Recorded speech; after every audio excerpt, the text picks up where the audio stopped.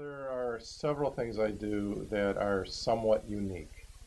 I would say I was very fortunate in my training to have seen every different way of putting in implants, and I was able to choose what I thought was the best. And it turns out virtually no one in New England does it that way, which I think is why I got a reputation for doing very good results. What the difference is, most surgeons will put an implant partially under the muscle, and over time that muscle becomes a deforming force and pushes the implant too low and too far to the side.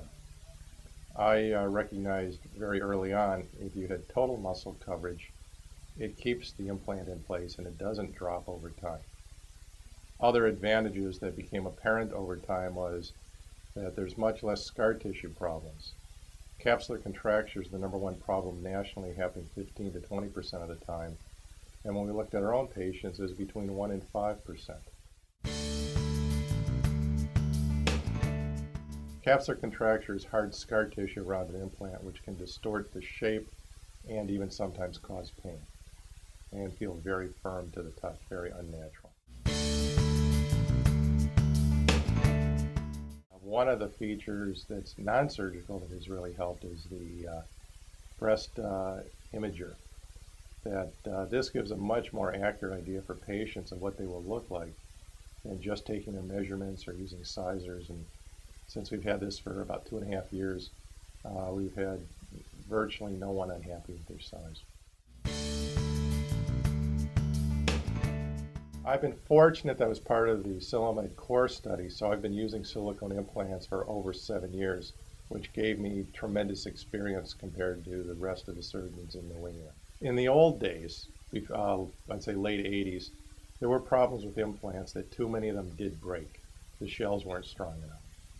And they were filled often with a liquid silicone that theoretically could go elsewhere, although virtually never did. There are numerous advantages I see with silicone over saline.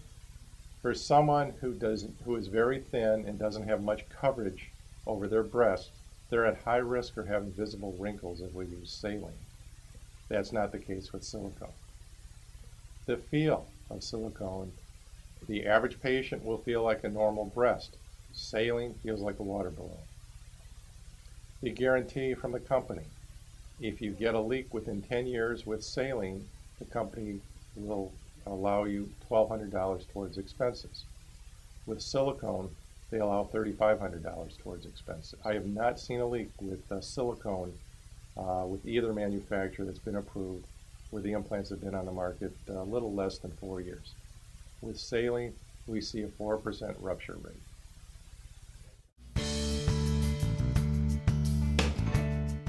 I've probably put in Adjustive Allergan and Mentor in the past 4 years, probably about 750. The way I do most of my implants is with a periorelar incision. The beauty of this is the scar is virtually imperceptible.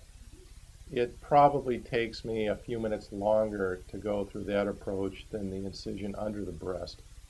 But I rely upon patient referrals, and patients just love where they usually tell me they don't have a scar.